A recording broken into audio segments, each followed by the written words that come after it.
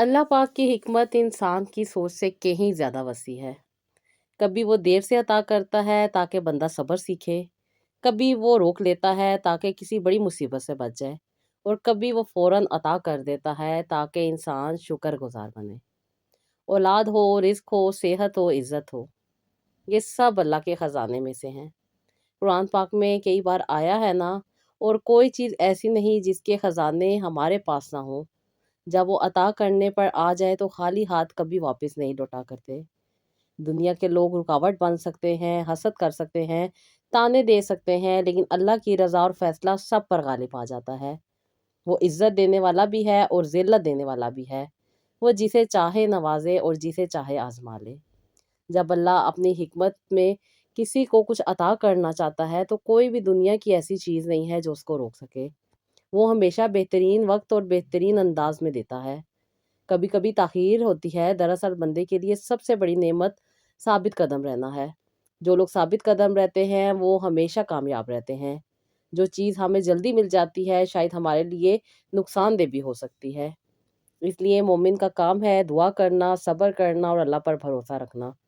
ये यकीन दिल में पुख्ता रखना चाहिए कि अल्लाह ताला जब चाहेगा, जैसे चाहेगा, जिस तरह चाहेगा, जिस वक़्त चाहेगा, अता कर देगा। उसका वादा है कि अल्लाह सब्र करने वालों के साथ है। अल्लाह की अता हमेशा हिकमत के साथ जुड़ी होती है।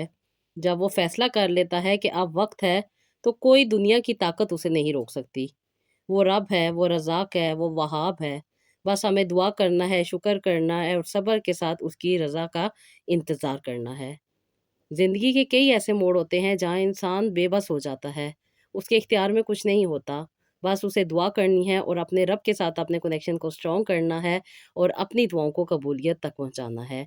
अस्सलाम वालेकुम, welcome to Roohani Diaries. I hope you are all well and doing great. ज़िंदगी के कई मोड़ ऐसे हैं जहाँ से इंसान सोचता है कि सब कुछ ख़त्म हो गया है। लेकिन ज़िंदगी फिर ऐसी हो जाती है कि इंसान शुक्रगुज़ार हो जाता है कि वाक़ई मेरा रब तो सब कुछ कर सकता है। मैं तो कुछ भी नहीं था। लोग बहुत ज़्यादा परेशान होते हैं, बहुत सारी तकलीफ़ों में से गुज़र रहे होते हैं, बहुत सारी आज़माइशों में से गुज़र रहे होते हैं। लेकिन जब उनकी वो आज़माइश ख़त्म होती है और अल्लाह ताला की ज़ात, वो ज़ात जो कि ख़ालिक़ व मालिक है, वो हर चीज़ पर क़ादिर है, वो सब कुछ अता करने वाली है, वो ही फ़ैसला करने वाली है। दुनिया की कोई भी ताकत, कोई भी रुकावट, कोई भी इंसान अल्लाह ताला को नहीं रोक सकता। अगर वो देने पे आ जाते हैं, तो फिर सब चीज़ें मिल जाती हैं। वो जब किसी चीज़ का इरादा करता है तो सिर्फ़ कहता है हो जा, और वो हो जाती है। इंसान अपनी अक्ल और तदबीरों से जितना भी सोच ले, असल फ़ैसला अल्लाह ताला की हिकमत में छुपा होता है। बाज़ औक़ात हमें देर लगती है समझने में, क्योंकि हमारी दुआएँ फ़ौरन कबूल नहीं हो रही होती। लेकिन हकीकत में अल्लाह के फ़ैसले सबसे बेहतर फ़ैसले और सबसे बेहतर वक़्त पर होने वाले होते हैं। ज़िंदगी में बाज़ मौके ऐसे आते हैं, इंसान को लगता है कि सब दरवाज़े बंद हो गए हैं। लोग मायूस हो जाते हैं, डॉक्टर नाउम्मीद कर देते हैं, मुआशरा ताने देने लग जाता है। मगर जब अल्लाह ताला चाहता है तो उन्हीं बंद दरवाज़ों में से एक छोटी-सी खिड़की उम्मीद की खुल जाती है, और इंसान का तवक्कुल और भी अल्लाह ताला पर बढ़ जाता है, और वो फिर अपनी ख्वाहिशात को अपने रब के आगे रखता है, और फिर उसकी वन बाय वन करके ख्वाहिशात भी पूरी होती हैं। ज़िंदगी में आसानी भी आती है और ज़िंदगी बेहतर भी होने लग जाती है। कभी-कभी इंसान अपनी ख्वाहिशात के पीछे इतना दौड़ता है कि हकीकत को भूल जाता है, और वो समझता है कि शायद मेरी मेहनत और मेरी अक्ल ही सब कुछ करके दिखाएगी।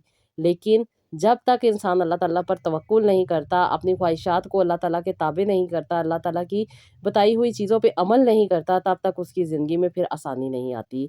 और जब इंसान ये सोच लेता है, समझ लेता है और अपनी ज़िंदगी को बेहतर बनाने के लिए वादा ले लेता है और उसके ऊपर कायम रहता है, तो फिर ज़िंदगी भी आसान होती है और ज़िंदगी की मुश्किलात भी दूर हो जाती हैं। आज की स्टोरी जिस बहन की है, इसने बहुत सी मुश्किलात देखी, ज़िंदगी में बहुत ज़्यादा तकलीफ़ों से गुज़री। बहुत अच्छी बच्ची थी, कहती हैं कि आपकी ज़िंदगी बहुत अच्छी गुज़री। अपने पेरेंट्स के घर में बहुत अच्छे तरीके से इनकी परवरिश हुई। माँ-बाप ने हर तरह की सहूलत मुयस्सर की, और उसके साथ-साथ कहती हैं कि आप ही मुझे जॉब करने का बहुत शौक था। स्टडी कंप्लीट करने के बाद मैंने जॉब की, और जॉब करने से कहती हैं कि हमारे मुआशी हालात भी बहुत बेहतर हुए, मेरे घर के हालात भी बहुत बेहतर हुए, और सबसे बढ़ के कहती हैं कि मैंने अपनी मर्ज़ी की ज़िंदगी जी। बहुत होश इख़लाक़ लड़की थी, बहुत चंचल थी, बहुत ज़्यादा शौक थी, और कहती थी कि बहुत बड़े-बड़े सपने देखे हुए थे।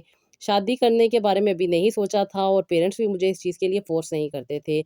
लेकिन माँ-बाप को एक टाइम तक होता है, और उसके बाद फिर उन्हें टेंशन होने लग जाती है कि बच्चों की शादी कर दें, तो कहती हैं कि मैं और मेरे भाई ही थे, इसलिए अम्मी चाहती थी कि मेरी शादी हो जाए अब, इसलिए बहुत सारे रिश्ते देखे और रिश्ते आते रहे। उसके साथ कहती हैं कि एक ऐसा रिश्ता आया जो कि लड़का आउट ऑफ कंट्री था, क्योंकि मुझे भी जॉब का शौक था और मैं अपनी ज़िंदगी अपनी मर्ज़ी से गुज़ारना चाहती थी, और ये लोग भी यूके में सेटल थे। तो इनके साथ जब हमारी बात हुई तो बिल्कुल ऐसे लगा कि जैसे इनके साथ हमारी ज़िंदगी अच्छी गुज़र सकेगी, और कहती हैं कि फ़ौरन हाँ कर दी गई और फ़ौरन ही रिश्ता भी एक्सेप्ट कर लिया गया, मंगनी निकाह और फिर शादी भी हो गई। और कहती हैं कि अभी मैं रुखसत होकर अपने घर आ गई। कहती बहुत सारी ख्वाहिशात थी, बहुत अच्छी ज़िंदगी जी रही थी, और कहती हैं कि जब मैं अपने ससुराल आई तो मेरे हस्बैंड कुछ दिन मेरे साथ रहे, और उसके बाद कहती हैं कि वो चले गए, क्योंकि उनका काम यूके में था, वह यूके सेटल थे। कहती हैं वहीं पे रहते थे, और कहती हैं कि मैं पाकिस्तान में थी, क्योंकि मेरी सास की कुछ तबीयत ख़राब रहती थी, तो उन्होंने पहले ही कहा था कि बहू उनके साथ रहेगी। तो कहती है मेरे घर वालों ने भी नहीं एतराज़ किया कि कितना अरसा साथ रह लेगी, 2 नहीं 3 साल, फिर इसे अपने हस्बैंड के साथ ही रहना होगा। तो कहती हैं कि कोई इतना ज़्यादा इश्यू नहीं था, और साथ हम लोगों को कहती है कि पता भी नहीं था कि बाद में क्या मामलात हो जाएँगे।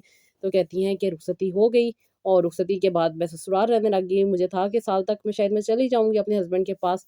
लेकिन कहती हैं जब भी मेरी हस्बैंड से बात होती, बहुत पहले तो अच्छे तरीके से मेरी बात होती रही। 1 साल कहती हैं मेरा बहुत अच्छा गुज़रा।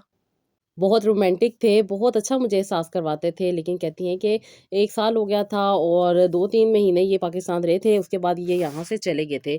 और कहती हैं इस दौरान तो ख़ैर मुझे कंसीव नहीं हुआ था, लेकिन मैंने यही सोचा हुआ था कि अल्लाह ताला करेगा, मैं इंशाअल्लाह ताला जल्दी कंसीव कर लूँगी, क्योंकि मैं जॉब भी कर रही थी, मुझे जॉब की भी कोई पाबंदी नहीं थी। तो कहती हैं कि मुझे कोई एतराज़ भी नहीं था इनका कि ये आउट ऑफ कंट्री रह रहे हैं और मैं पाकिस्तान रह रही हूँ। कह रही है ज़िंदगी अच्छी चल रही थी, सास की खिदमत करती थी, सास भी थोड़ी-सी कहती हैं कि सख्त नेचर की थी, लेकिन मैं क्योंकि जॉब पे ज़्यादा टाइम रहती थी इसलिए एडजस्ट कर रही थी, और अपने हस्बैंड से यही कहती थी कि आप मुझे बाहर बुला लें, मुझे भी अपने साथ ले जाएँ। तो कहती हैं वो मुझे इनकार नहीं करते थे, वो कहते थे हाँ, मैं कोशिश कर रहा हूँ, इंशाअल्लाह ताला बहुत जल्द तुम्हें भी यहाँ पे बुला लूँगा। कहती हैं कि मैं बहुत ज़्यादा एक्साइटेड थी कि मैं चली जाऊँगी बाहर, लेकिन कहती हैं 2 साल तक ये मुझे वहाँ नहीं लेके गए। फिर मेरे घर वालों ने भी फ़ोर्स करना शुरू किया कि मुझे इनके साथ रहना चाहिए, क्योंकि शादी को 2 साल हो चुके हैं और अभी तक बेबी नहीं हुआ। और कहती हैं कि मेरी भी अब ज़िंदगी और साथ उम्र भी बढ़ती जा रही थी, क्योंकि मेरी ऑलरेडी 30 इयर्स में शादी हुई थी, 2 साल हो गए थे मेरी शादी को, और अभी तक लोगों के सवालों के जवाब मैं दे-दे के थक गई थी, क्योंकि मेरे मियाँ जब भी पाकिस्तान आते थे, 1 से 2 महीने रहते थे और फिर चले जाया करते थे। मोस्टली तो ये सिर्फ़ 15 दिन के लिए आते थे। तो कहती हैं कि कभी इनकी अगर वालदा की तबीयत ख़राब हो तो इनको इमरजेंसी में आना पड़ता था, अदरवाइज़ ये महीने के लिए ही आते थे और फिर नहीं आते थे। तो कहती हैं इन 2 सालों में तकरीबन 3 से 4 महीने ही हम एक-दूसरे के साथ रहे होंगे। तो कहती हैं कि मैं जब भी इनसे फ़ोन पे बात करती थी, बहुत अच्छी बात करते थे, बहुत अच्छे तरीके से मुझसे बात करते थे, लेकिन जैसे ही मैं इनको वहाँ पे बुलाने का कहती थी, ये थोड़ा-सा रूड हो जाते थे, नाराज़ हो जाते थे और कहते थे कि अम्मी किसके सहारे छोड़ूँगा? और मैं इनको यही कहती थी, अम्मी मेरे से पहले भी तो जी रही थी ना, आप तो काफ़ी अरसे से वहाँ पे हैं। तो बस ये टाल-मटोल चलता रहता था। फिर कहती हैं कि मुझे भी प्रॉब्लम होने लगी कि इतना अरसा हो गया शादी का, हम दोनों साथ नहीं रह रहे, बहुत ज़्यादा फ़ोर्स करती थी। फिर इन्होंने 3 साल बाद कहती हैं कि मुझे अपने पास बुलाने के बारे में सोच भी लिया और वहाँ पे बुला भी लिया। कहती मैं यहाँ पे माशाल्लाह हर चीज़ जानती थी, हर चीज़ के बारे में नॉलेज था, और कहती हैं कि हर चीज़ को समझती थी। मुझे बहुत ज़्यादा एक्साइटमेंट थी कि मैं अपनी ज़िंदगी को बेहतर बनाऊँगी, आगे चल के मैं जॉब करूँगी, अपनी ज़िंदगी को बेहतर बनाऊँगी। लेकिन कहती हैं कि यूके आने के बाद मेरे लिए ज़िंदगी टोटली डिफरेंट हो गई। कहती है मेरे हस्बैंड ने मुझ पे सबसे पहले पाबंदी लगा दी कि मुझे घर से बाहर नहीं जाना, यहाँ के हालात नहीं ठीक, यहाँ के लोग नहीं ठीक, और कहती हैं बस हर तरह का खौफ मुझ पे मुसल्लत कर दिया। जहाँ भी लेके जाते थे मुझे खुद लेके जाते थे, और फिर मुझे बहुत ज़्यादा कहती हैं कि ये नेगेटिव बातें कर दिया करते थे, डरा देते थे। और कहती हैं मैं भी खामोश हो जाती थी कि शायद मैं नहीं जा सकती, कुछ ना कुछ इस तरह के मामलात होंगे, क्योंकि इन्होंने मुझे कहा था कि इनकी यहाँ पे 2-3 लोगों से लड़ाई हो चुकी है, जिसकी वजह से वो इनके दुश्मन बन चुके हैं, और वो मुकामी लोग हैं, वो यहाँ के रहने वाले हैं यूके के, और उन्हें यहाँ के कानून, यहाँ की हर चीज़ और हर बात के बारे में पता है। तो कहती हैं कि बस हम पाकिस्तानियों के लिए तो दुनिया बहुत ही ज़्यादा अजीब कर दी जाती है, और कहती हैं ज़ाहिर-सी बात है हमारा जो कल्चर है वो भी ऐसा नहीं है कि यहाँ पे बेटियों को हर तरह की अवेयरनेस दी जाए या हर तरह की औरत की ट्रेनिंग हो। बस हम डरी-सहमी पहुँच जाती हैं अपनी मोहब्बत में, क्योंकि मैं इनसे बहुत ज़्यादा मोहब्बत करती थी, इनका दिल नहीं दुखाना चाहती थी और इनके साथ कहती हैं कि मेरी लाइफ़ मैं अच्छी गुज़ारना चाह रही थी, इसलिए इनके कहने पे मैंने जॉब भी नहीं की और मैं घर में इनके साथ रहने लग गई, क्योंकि इन्होंने मुझे प्रेशराइज़ किया हुआ था और मुझे यही कहते थे, फ़ोर्स करते थे कि तुम जॉब नहीं करोगी, तुम मेरी मोहब्बत में यहाँ आई हो और मेरी मोहब्बत ये है कि तुम घर में बैठोगी और घर सँभालोगी और मेरे आने पे बहुत अच्छे-अच्छे खाने और बहुत प्यारी मुस्कुराहट के साथ मेरा इस्तकबाल करोगी। कहती मैं भी रोमांस को पसंद करती थी और मैं भी इन चीज़ों को पसंद करती थी, इसलिए मुझे बहुत अच्छा लगता था और मैं वैसे ही करती थी जैसा ये कहते थे। और कहती हैं कि हमारी ज़िंदगी साल तो बहुत अच्छी गुज़री, लेकिन कहती हैं साल के बाद मुझे काफ़ी ज़्यादा परेशानी होने लगी, क्योंकि ये मेरे साथ रिलेशन नहीं बनाते थे। रिलेशन अगर बनता भी था तो काफ़ी प्रोटेक्शन के साथ बनता था। मैं बहुत ज़्यादा परेशान रहती थी कि ऐसा क्यों हो रहा है? क्योंकि मैं तो चाहती हूँ कि कंसीव करूँ। एक तो मेरी एज बढ़ती जा रही है, दूसरा इतना अरसा हम लोग दूर रहे हैं, अब हमें कंसीव कर लेना चाहिए। लेकिन ये इस बात पे एग्री नहीं होते थे, ये मुझसे दूर भी रहते थे और अगर कभी कोई को हमारा कनेक्शन बनता भी था तो ये प्रोटेक्शन के साथ बनाते थे और मैं बहुत सारा इस बारे में इनसे पूछती भी थी, तो ये कहते थे नहीं, नहीं ऐसी कोई बात नहीं है, हम बेबी प्लान करेंगे, लेकिन अभी कुछ वक़्त दरकार है, पहले कुछ सेटलमेंट हो जाए उसके बाद ही हम ये चीज़ें आगे लेके चलेंगे। कहती है मैं भी खामोश हो जाती थी, फिर मैं कहती थी मैं जॉब कर लेती हूँ, मैं बहुत ज़्यादा बोर होती हूँ, घर में बैठी रहती हूँ, तो ये मुझे कहते थे कि नहीं तुम्हें क्या नाम है जॉब नहीं करनी, तुम घर में रहोगी, यहाँ पे नहीं जा सकती, मैंने तुम्हें बताया तो है कि मेरे कुछ हालात ठीक नहीं हैं। कहती बस मैं इनकी मीठी बातों में आ जाया करती थी और बस अपनी ज़िंदगी को लेकर चल रही थी। कह रही मेरी शादी को काफ़ी अरसा गुज़र चुका था, 6 साल हो चुके थे और कहती हैं इसी तरह कभी कहती हैं कि लड़ाई झगड़े हो जाते थे, कभी अच्छी ज़िंदगी, कभी बुरी ज़िंदगी और कहती हैं इसी तरीके से मेरी ज़िंदगी चलती जा रही थी। मेरे मियाँ कहती हैं मुझे किसी से नहीं मिलने देते थे, अक्सर मुझे लेके जाते थे आउटिंग पे, रेस्टोरेंट में भी लेके जाते थे, खाना भी खिलाते थे, लेकिन मुझे अकेले कहीं नहीं जाने देते थे। मुझे इस चीज़ की बड़ी परेशानी हो रही थी और जब मैं पाकिस्तान अपनी फ्रेंड से बात करती थी, तो वो मुझे बहुत सारी ऐसी बातें बताया करती थी, जो कि मेरे ज़हन में भी नेगेटिविटी डाल रही थी। कहती है अब मुझे भी क्यूरियोसिटी हो रही थी कि आखिर ये क्या ऐसे मामलात हैं जो इतने अरसे से मुझे ये इस खुशी से महरूम कर रहे हैं, जिसके लिए मैं इतने अरसे बेचैन रही और यही मेरी ख्वाहिश थी कि अल्लाह ताला मुझे औलाद अता करे, अल्लाह ताला मुझे ज़्यादा सारी औलादें अता करे, क्योंकि हम सिर्फ़ 2 बहन-भाई थे और मैं काफ़ी मिस करती थी कि मेरी और बहन नहीं है और मेरा और भाई नहीं है। तो कहती हैं कि मैं यही सोचती थी कि मैं बहुत सारे बच्चे पैदा करूँगी, लेकिन कहती हैं कि हालात इंसान को कहाँ से कहाँ ले जाते हैं, कभी नहीं सोचा होता। कहती हैं जब मैं अपने मियाँ से ज़्यादा क्वेश्चन करती थी तो वो बहुत ज़्यादा रिएक्ट करते थे, जिसकी वजह से हमारी लड़ाई हो जाती थी और फिर इसी दौरान कहती हैं कि अक्सर और बेशतर ये मुझसे नाराज़ रहते थे कि कई दिन तक अब घर नहीं आते थे। मैं बहुत ज़्यादा परेशान रहती थी। जब पाकिस्तान से मेरे घर वालों का फ़ोन आता था कि तुम पाकिस्तान नहीं आ रही, हमें भूल गई हो, तो कहती हैं मैं बस इन्हें खुश करने के लिए कभी भी इनके साथ नेगेटिव बात नहीं किया करती थी, क्योंकि मेरी अम्मी वैसे ही ऑलरेडी हार्ट पेशेंट थी और मेरे वालिद साहब भी रिटायर्ड हो चुके थे और मैं नहीं चाहती थी कि मेरी वजह से ये किसी तकलीफ़ में आएँ। ये अपनी लाइफ़ में खुश हैं, सेट हैं, तो मैं नहीं कोशिश करती थी कि इनको डिस्टर्ब करूँ। माशाल्लाह से मेरे भाई के भी बच्चे थे जिनके साथ ये अपनी ज़िंदगी अच्छी गुज़ार रहे थे। इसलिए कहती हैं कि मैं अपने बारे में कुछ भी नेगेटिव बात अपने वालिदैन से नहीं करती थी कि कहीं इनका दिल ना दुख जाए।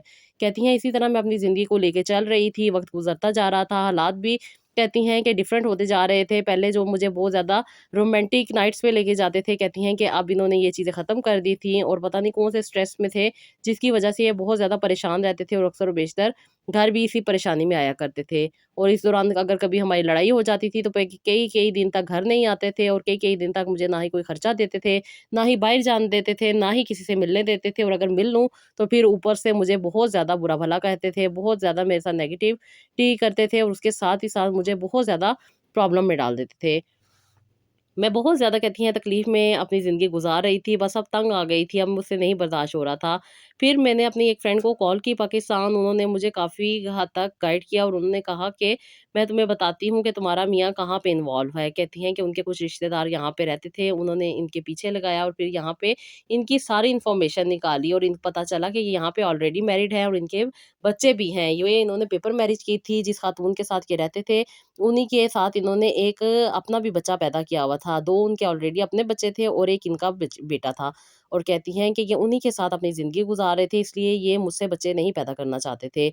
और ये पता नहीं किस परेशानी में थे या टेंशन में थे या उनसे मोहब्बत करते थे या फिर उनके साथ ही ये अपनी ज़िंदगी गुज़ार रहे थे। मुझे नहीं ये अपनी ज़िंदगी में ऐड करना चाहते थे, इसलिए मेरे साथ सिर्फ़ ये टेम्परेरी अपना ताल्लुक रख रहे थे। कहती हैं कि मैंने जब ये बातें सुनी तो मुझे मुकम्मल तौर पे तो यकीन नहीं आया, क्योंकि उन्होंने मुझे यही कहा था कि तुम अपने तौर पे भी इन चीज़ों को देखना, कहीं हमारे रिश्तेदारों की कही हुई बातों में आके तुम अपने घर को ना ख़राब कर लेना। तो कहती हैं कि मैं भी डाउटफुल थी, मुझे मुकम्मल यकीन तो नहीं था, लेकिन अब सारी चीज़ों को मुझे भी खुद फाइंड आउट करना था। और कहती हैं मैं इसी चीज़ में लग गई और इन्हीं परेशानियों में, कहती हैं कि मैं इनका कभी पीछा करती, कभी इनके आए बहुत ज़्यादा क्वेश्चन करती और कभी इनकी फ़ोन कॉल्स चेक करती। और कहती हैं कि एक दफ़ा तो मैंने इनकी कॉल अटेंड कर ली और वहाँ से जब खातून बोली जिन्होंने बहुत ज़्यादा अजीब से रवैये से मुझसे बात की और मुझे बहुत ज़्यादा उन्होंने क्वेश्चन किए कि मैं कौन हूँ, कहाँ से आई हूँ, क्या कर रही हूँ, यहाँ पे क्यों रह रही हूँ, दिस दैट।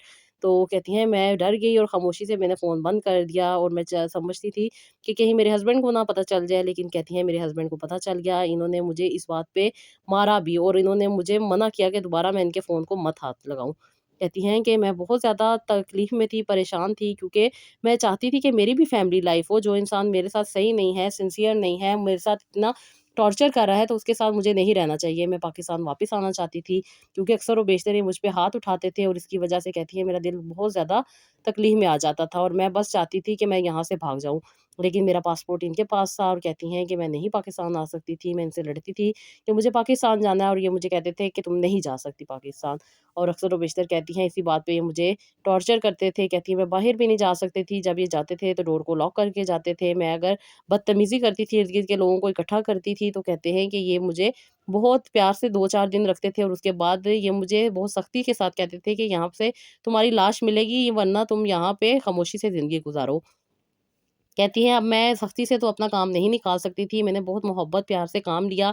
6 से 7 महीने मैंने इनके साथ रवैया बहुत ज़्यादा पोलाइट रखा, बहुत ज़्यादा इनको बटरिंग करती रही और यहाँ से निकलने के लिए मैंने इनको मना लिया। कहती हैं कि इन्होंने मुझे पाकिस्तान भेज दिया, क्योंकि मेरे वालिद साहब की तबीयत भी ख़राब थी और मेरी वालदा तो ऑलरेडी हार्ट की पेशेंट थी, जिसकी वज़ह से वो अक्सर बेशतर मुझे पाकिस्तान आने का कहती थी। और कहती हैं कि यहाँ पे 8 साल ज़िंदगी गुज़ारने के बाद मैं फर्स्ट टाइम पाकिस्तान वापस आई और कहती हैं कि इस दौरान मैंने जो-जो तकलीफ़ें बर्दाश्त की थी वो मैं ही जानती थी। मैंने अपने पेरेंट्स से आज तक कुछ भी नहीं शेयर किया था। लेकिन कहती हैं कि मेरी शक्ल और मेरी हालत देख के मेरे वालिदैन बहुत ज़्यादा परेशान हो गए, क्योंकि मेरे चेहरे पे झुर्रियाँ थी और बाल मेरे सफ़ेद थे। और कहती हैं कि मेरी हालत देख के मेरे घर वाले बहुत ज़्यादा परेशान हुए कि मैं पता नहीं कौन से जंगल में रह के आई हूँ। मेरे वालिद बहुत ज़्यादा तकलीफ़ में आए और उनका काफ़ी ज़्यादा बीपी भी हाई हो गया था। और कहती हैं कि उसी रात हम पापा को डॉक्टर के पास लेके गए। वहाँ पे उन्हें थोड़ा-सा ऑपरेट किया और डॉक्टर ने उनको कुछ मेडिसिन दी और उसके बाद कहती हैं हम घर आए और मेरे वालिद साहब बहुत ज़्यादा परेशान थे कि मेरी क्या हालत हो चुकी है। लेकिन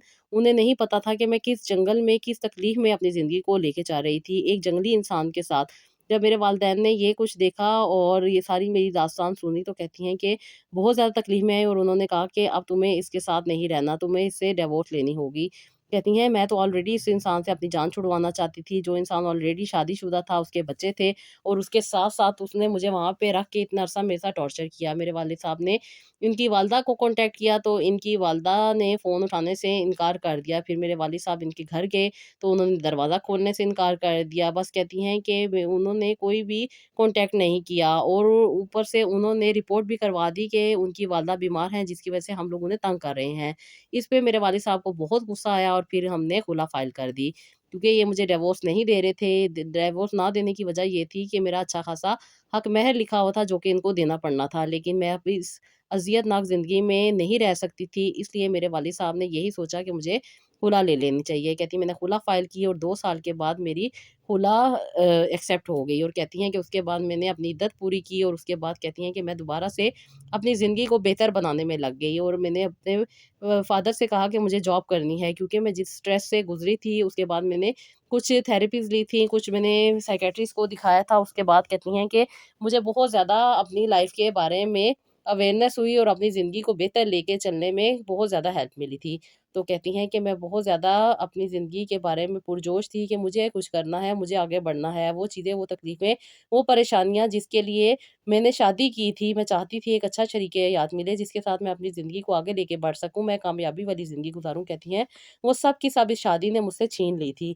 ये शादी नहीं थी, बल्कि मेरे लिए एक तकलीफ़ देह मरहला था। तो कहती हैं कि मैंने अपने आप को दोबारा से मोटिवेट किया, अपनी ज़िंदगी को आगे बढ़ाने में लगी और अपनी ज़िंदगी को लेकर चल रही थी। कहती हैं कि उसके बाद मेरी वालदा की डेथ हो गई, क्योंकि वो बहुत ज़्यादा परेशान थी और मेरे आ जाने के बाद उन्होंने और भी ज़्यादा टेंशन ली और उनकी डेथ हो गई और कहती हैं इस वजह से मैं बहुत ज़्यादा खुद को अकेला फ़ील करती थी।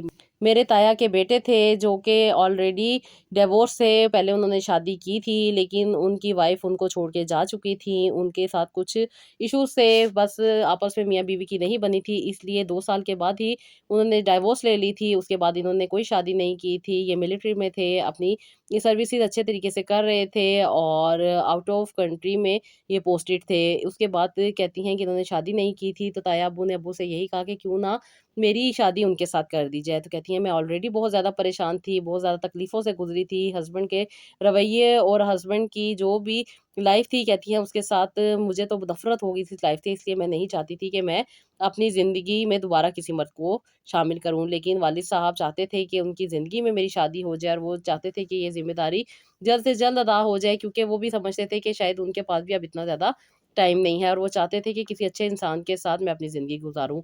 क्योंकि ये मेरे ऑलरेडी कज़न थे, मेरे साथ इनकी अच्छी अंडरस्टैंडिंग थी, हमारे बचपन में भी काफ़ी अच्छी दोस्ती थी, लेकिन हमने कभी भी एक-दूसरे से शादी के बारे में नहीं सोचा था। जब अब बात हुई तो अब्बू ने यही कहा कि आप दोनों आपस में अगर एक-दूसरे के साथ एडजस्ट कर सकते हो तो देख लो, हम आपकी शादी पे किसी भी किस्म की कोई पाबंदी नहीं लगाते। तो कहती हैं कि उसके बाद मैंने तो अपने अब्बू को इनकार किया था कि मुझे नहीं शादी करनी, लेकिन कहती हैं कि इनके बार-बार फ़ोर्स करने के बाद मैंने इनसे कॉन्टैक्ट किया, फिर इन्होंने भी मुझसे अपनी लाइफ़ डिस्कस की, मुझे भी इनकी बातें समझ आई, इन्हें भी मेरे बारे में समझ आई और कहती हैं कि हमने अपनी लाइफ़ आगे स्टार्ट कर ली। और कहती हैं कि रुखसती ये बहुत ज़्यादा सादगी से हुई है, क्योंकि कहती हैं कि मैं अंदरूनी तौर पे बहुत ज़्यादा मर चुकी थी, ज़ाहिर-सी बात है ऐज भी 40 इयर्स हो चुकी थी और कहती हैं ये सारी तकलीफ़ें, परेशानियाँ इन 10 सालों ने मुझे तोड़ के रख दिया था और कहती हैं कि बस कोशिश कर रही थी, लेकिन जो तकलीफ़ और परेशानी मेरे चेहरे पे नज़र आ रही थी, वो सिर्फ़ और सिर्फ़ मैं ही जानती थी। इन झुर्रियों का मकसद ये नहीं था कि मैं ऐज में जा रही थी, बल्कि ये वो उस दुःख की निशानी थी जो मैंने इतने अरसे गुज़ारे थे।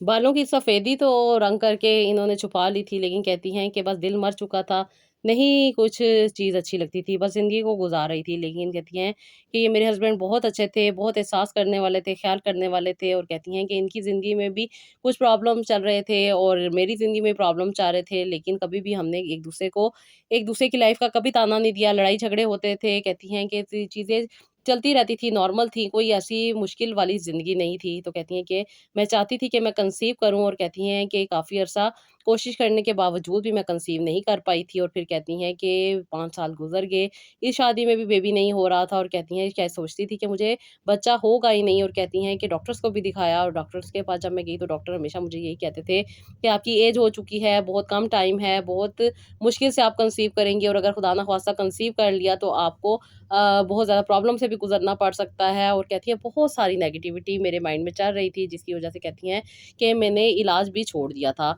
मैं बहुत ज़्यादा कहती हैं कि डिस्टर्ब थी, क्योंकि मुझे कोई पीरियड्स प्रॉब्लम तो नहीं था और कहती हैं कि कुछ भी ऐसा नहीं था, लेकिन ऐज आगे बढ़ती जा रही थी, जिसकी वज़ह से डॉक्टर मुझे यही कहते थे कि आप ट्रीटमेंट ले लें। फिर कहती हैं मैंने ट्रीटमेंट भी लिए 2 से 3 साल, लेकिन कहती हैं कोई फ़ायदा नहीं हुआ और उसके बाद फिर मैंने सब चीज़ें अल्लाह के हवाले कर दी और कि ये छोड़ दिया कि नहीं, मुझे कंसीव नहीं करना।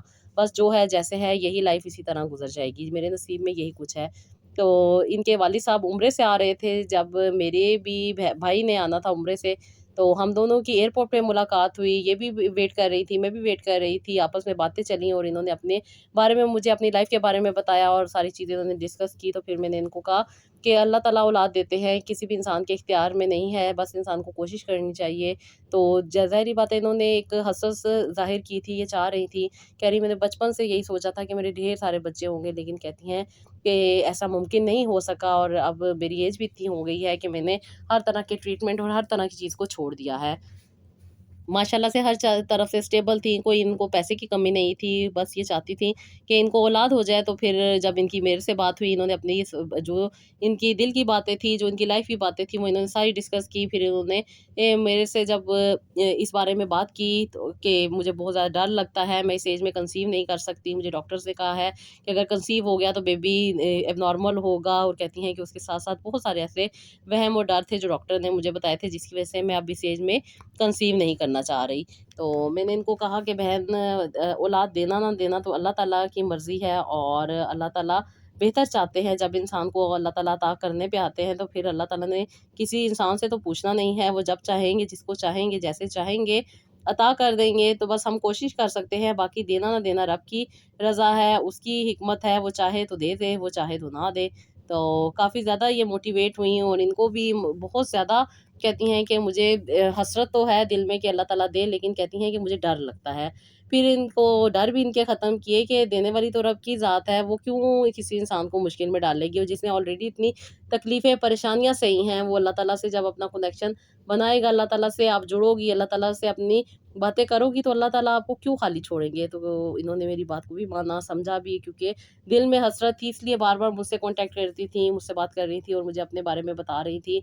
और फिर इन्होंने कहा कि आप ही मैं कंसीव करना चाहती हूँ। तो मैंने कहा अल्लाह ताला से दुआ भी करनी होगी, साथ ही साथ आपको ट्रीटमेंट भी करवाना होगा और साथ ही साथ सब चीज़ें लेके चलेंगे। तो माशाल्लाह से इन्होंने बातों को माना, समझा और उन चीज़ों को अपनी ज़िंदगी में ऐड किया। सबसे पहले था कि इनका माइंड रिलैक्स हो, क्योंकि जब इंसान का माइंड ही रिलैक्स नहीं होता तो फिर वो नेगेटिव थॉट जो ज़िंदगी में कहीं न कहीं तकलीफ़ का बायस बनी होती हैं, वो नहीं जाती। जब तक वो नहीं जाती तो फिर वो जो मज़ीद पॉज़िटिव काम होते हैं, वो भी नहीं बनते। इन्होंने जब देखा कि माशाल्लाह से रिपोर्ट्स इनकी ऑलरेडी ठीक थी, इनके हस्बैंड की भी रिपोर्ट कुछ हद तक ठीक ही थी, जो कि नॉर्मल थी, कोई इतनी ज़्यादा नहीं थी, बस थोड़ी बहुत मेडिसिन खाने से दोनों के जो प्रॉब्लम थे वो सॉल्व हो जाने थे। तो ये अक्सर और बेशतर मुझे कहती थी, मुझे डॉक्टर कहते हैं कि आप कंसीव नहीं कर सकती, आप कंसीव नहीं कर सकती। तो मैंने फिर इन्हें कहा था कि आप बाकी जो टेस्ट हैं वो दिखाएँ, मैं देखूँ तो सही कि वाक़ई में आप कंसीव कर सकती। तो ज़ाहिर-सी बात है, एक डॉक्टर का ओपिनियन कुछ और होता है, दूसरे का कुछ और होता है, हर कोई अपने हिसाब से और अपने जो उसका कहते हैं ना माइंडसेट होता है, वो उसके हिसाब से लेके जा रहा होता है। तो इन्हें मैंने कहा कि फिर आप ऐसा करें, इनफर्टिलिटी स्पेशलिस्ट के पास जाएँ, किसी गायनेकोलॉजिस्ट के पास आपने नहीं जाना, बल्कि इनफर्टिलिटी स्पेशलिस्ट जो डॉक्टर होते हैं, आपने उनके पास जाना है। फिर ये इस्लामाबाद में आई हैं और इस्लामाबाद में भी बहुत अच्छे डॉक्टर्स बैठते हैं, इन्होंने उनसे चेकअप करवाया और माशाल्लाह से इनको बहुत ज़्यादा उन्होंने मोटिवेट किया और इनको काफ़ी ज़्यादा होप थी कि इंशाल्लाह ताला आप कंसीव कर लोगी। सबसे बढ़ के बात ये थी कि इनके हस्बैंड बहुत अच्छे थे, बहुत कोऑपरेटिव थे, सपोर्टिव थे और बहुत अच्छे इंसान थे, जो कि इनका पूरा-पूरा साथ देते थे। और अब इनकी एज जो थी वो 47 हो चुकी थी और इस एज में कंसीव करना एक वाक़ई ही प्रॉब्लमैटिक चीज़ तो होती है, लेकिन रब से माँगना है, अल्लाह ने देना है और अल्लाह ताला से ही इंसान दुआ करता है। फिर इन्होंने अपना ट्रीटमेंट करवाया माशाल्लाह से आईवीएफ, क्योंकि ये ऑलरेडी बहुत ज़्यादा परेशान थी कि इस एज में डॉक्टर ने इन्हें कहा था कि आप ना कंसीव करें, आपको प्रॉब्लम होगी, कॉम्प्लिकेशन होंगी, दिस होगी, दैट होगी, कहती हैं बहुत ज़्यादा वहमों में थी। और फिर ज़ाहिर-सी बात है, अकेली औरत जिसने तकलीफ़ में ज़िंदगियाँ गुज़ारी हों, वो फिर बेचारी बहुत ज़्यादा तकलीफ़ में फँस जाती है और कोई भी फ़ैसला करना मुश्किल हो जाता है। एक साथ की ज़रूरत होती है, एक इंसान को मोटिवेशन की ज़रूरत होती है और एक ऐसी चीज़ या एक ऐसी सोच इंसान के ज़हन में फँस जाती है, जो उसको उन नेगेटिविटी से निकल नहीं देती। तो जब कोई अच्छा या बेहतर इंसान को गाइड करने वाला मिल जाए, जो कि रब की रज़ा होती है, तो मिलता है, अदरवाइज़ वो भी नहीं मिल सकता।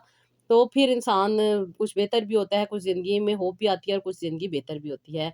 फिर माशाल्लाह से इन्होंने आईवीएफ करवाए, इनका पहला आईवीएफ जो था वो सक्सेसफुल नहीं हुआ और ये काफ़ी हद तक डिसहार्ट, बल्कि बहुत ज़्यादा डिसहार्ट हो गई थी। फिर इनको बहुत ज़्यादा मोटिवेट किया और इनको बताया कि आपने रेगुलर बेसिस पे वाटर थेरेपी करनी है। उसके साथ-साथ इनको ये भी बताया कि आपको कुछ कुरान पाक की आयत हैं जो आपने नाफ़ के ऊपर रख के थेरेपीज़ करनी है, वो भी इन्होंने की। फिर उसके साथ-साथ कुछ इनको सजदे में जाके करनी थी चीज़ें, इबादत, वो भी इनको बताई, तो इन्होंने की। माशाल्लाह, माशाल्लाह, अल्हम्दुलिल्लाह, इन्होंने जो सेकंड टाइम इनका आईवीएफ हुआ वो कामयाब हुआ और उसके बाद डॉक्टर ने, क्योंकि ऑलरेडी इनके एग्स जो उन्होंने वो मैच्योर करके रख लिए थे, तो इनको कहा था कि अगर आप चाहें तो हम इनको प्रिज़र्व भी कर सकते हैं और वो जो उनका प्रोसीजर होता है वो तो उन्होंने करना ही होता है।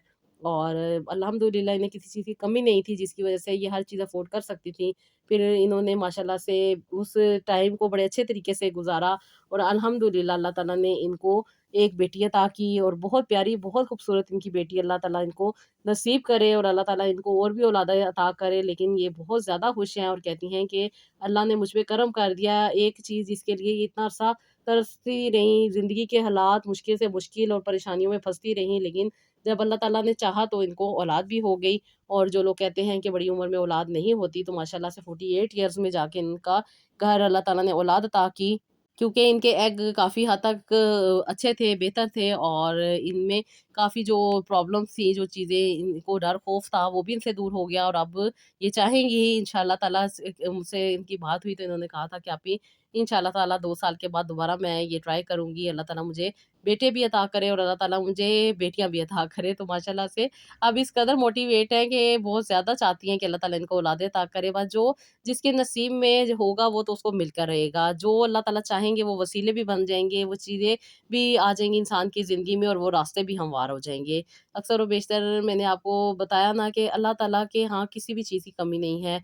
सब लोग ये चीज़ जानते हैं, ये बात मानते हैं कि हमारे फ़ैसले, हमारी सोच एक तरफ होके रह जाती है और अल्लाह ताला के फ़ैसले सब चीज़ों पे हावी हो जाते हैं। बस अपने रब के साथ अपने कनेक्शन को स्ट्रॉन्ग करें, अल्लाह ताला से अपनी दुआएँ करें, अल्लाह ताला से अपने कनेक्शन को जितना स्ट्रॉन्ग करेंगे, आपकी ज़िंदगी में उतनी ही आसानियाँ आएँगी। तो जी, ये था मेरा आज का व्लॉग, आई होप आपको पसंद आया होगा। बहुत ज़्यादा खुशी होती है जब कोई ऐसे केसेज़ आते हैं जो नामुमकिन होते हैं और अल्लाह के करम से वो मुमकिन हो जाते हैं, जो कि बहुत ज़्यादा लोगों की पर्सनल बातें, पर्सनल चीज़ें होती हैं, वो भी आप लोगों के साथ डिस्कस की जाती हैं उनकी इजाज़त से। तो अल्लाह ताला से यही दुआ है कि अल्लाह ताला उन सबको भी आसानी अता करे, जो बहुत ज़्यादा मुश्किलात में है, परेशानियों में है, तकलीफ़ों में है और अपनी ज़िंदगी को बेहतर बनाने की कोशिश में लगे हुए हैं। अल्लाह ताला सबको औलाद भी अता करे, अल्लाह ताला वो बहनें जो बे-औलाद हैं उनको औलाद अता करे, जो अभी तक शादीशुदा नहीं हुई, अल्लाह ताला उनको बेहतरीन साथी अता करे और जो रिज़्क की वज़ह से परेशान है, अल्लाह ताला उनके रिज़्क में भी आसानी अता करे। आमीन सुम्मा आमीन। तो जी, ये था मेरा आज का व्लॉग, आई होप आपको पसंद आया होगा। अपना फीडबैक दीजिएगा, अपना बहुत सारा ख़्याल रखिएगा और नेक्स्ट व्लॉग के लिए इजाज़त दीजिएगा। अल्लाह हाफ़िज़।